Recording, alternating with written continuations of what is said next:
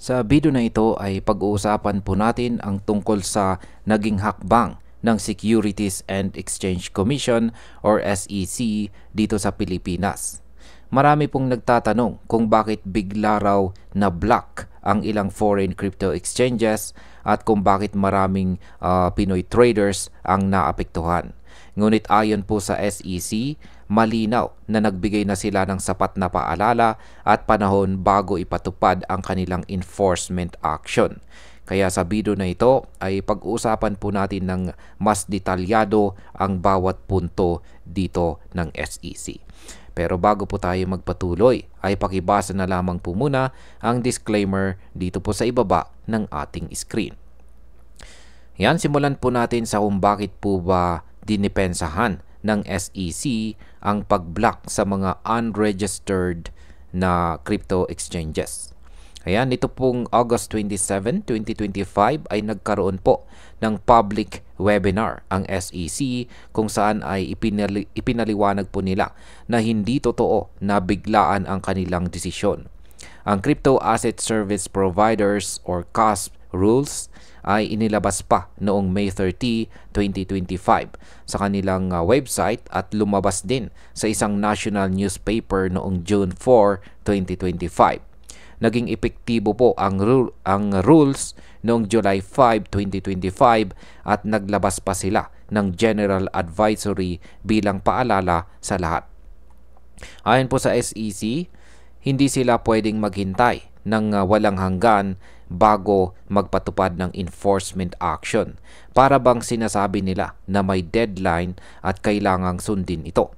Kung hindi ito ginawa, mas maraming Pinoy ang pwede pong malagay sa panganib, lalo na sa mga scam at saka unregistered na operasyon. Kaya sa market impact, ang ganito pong klaseng hakbang ay maaring magdulot ng panic selling sa mga traders na biglang mawalan ng access sa kanilang mga paboritong foreign exchanges. Ngunit sa kabilang banda, nagdadala rin ito ng mas mataas na kumpiyansa sa mga regulated local exchanges na sumunod sa batas. Ibig bang sabihin ay bawal na ang foreign exchanges dito sa Pilipinas? Nilinaw po ng SEC na hindi nila ipinagbabawal ang kahit anong exchange, foreign man or local. Ang gusto lamang nila ay mag-comply at magparehistro sa ilalim ng CASP rules. Kaya halimbawa si Binance o iba pang kilalang platform, pwede pa rin silang mag-operate basta kumpleto ang kanilang requirements. Kaya sa market impact, kung makikipag-comply ang malalaking foreign exchanges, tataas po ang credibility ng kanilang operasyon at mas magiging confident ang mga institutional investors na pumasok po dito sa Pilipinas. Ano naman po ang pagkakaiba ng regulation ng SEC at BSP pagdating sa crypto? Yan, ipinaliwanag po ng SEC na ang kanilang sakop ay ang mga Crypto Asset Service Providers or CASP na nag-aalok ng crypto bilang investment or securities. Sa madaling salita, sila po ang nagbabantay kung may exchange na nagbebenta ng crypto na parang investment product. Samantala, ang Bangko Sentral ng Pilipinas naman or BSP ay nakatutok sa Virtual Asset Service Providers or VASP. Sila po ang nagbabantay laban sa money laundering at terrorism financing, lalo na kapag may conversion mula fiat papuntang crypto or baliktad. Ang market impact po nito ay ang pagkakaroon ng dalawang ahensya na may malinaw na sakop ay nagbibigay po ng mas malawak na proteksyon sa mga investors. Para sa market, mas kaaya-aya ito dahil nakikita ng mga international players na seryoso po ang Pilipinas sa pagtutok sa crypto industry. Ngayon ay pwede bang magtrabaho ang mga Pilipino para sa foreign crypto companies?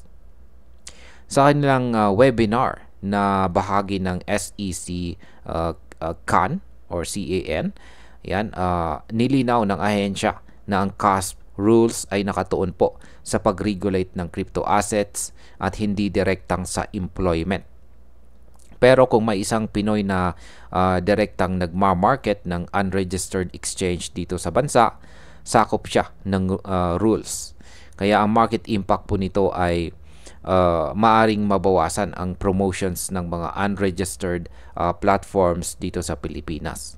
Posible pong bumaba ang exposure ng mga traders sa high-risk platforms at mapunta po ang liquidity sa mga registered at mas ligtas na mga exchanges. Ano naman po ang pananaw ng SEC tungkol sa decentralization? Ayon po kay Attorney Patrick Dwayne Patricio ng SEC, hindi ibig sabihin ng decentralization ay wala ng regulation.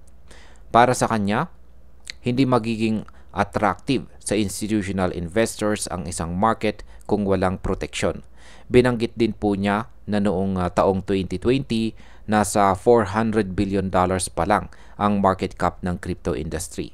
Ngunit nitong taong 2025, umabot na po ito sa $4 trillion dahil naroon na rin ang mga institutions na may tiwala sa regulated na sistema. Sa market impact, ang posisyon na ito ng SEC ay naglalayong magbigay ng signal na kahit decentralized ang crypto, mahalaga pa rin ang oversight. Kung magpapatuloy po ang ganitong pananaw, mas lalaki pa ang tsansa ng Pilipinas na makahikayat ng malalaking international investors. Ano pa ang maaring gawin ng SEC laban sa mga offshore exchanges? Ayon po mismo sa kanilang pahayag, pwede po silang maglabas ng public advisories, cease and desist orders, o kahit geo-block ang access ng mga Pinoy sa mga unregistered offshore platforms. Ito ay para matiyak na hindi po basta-basta mahahatak ang mga investors sa mga delikadong exchanges. Kaya ang market impact ay posibleng tumaas po ang volume ng trading dito sa mga local registered exchanges dahil mawawala ang access sa iba. Pero posible pong magkaroon din ng liquidity issues lalo na kung masyadong malaki ang naging dependence ng mga ng traders sa foreign exchange tulad po ni Binance. At bilang panghuli, makikita po natin na malinaw ang layunin ng SEC na protektahan ang mga investors at tiyakin na may accountability ang mga crypto exchanges na nag-ooperate dito sa ating bansa. Totoo na maraming traders ang nabigla, pero ayon po sa timeline ng SEC, matagal nang nakalatag ang mga paalala bago po nila isinara ang pinto sa mga unregistered platforms. Kung titignan po natin, hindi nito sinasara ang pintuan para sa mga foreign players.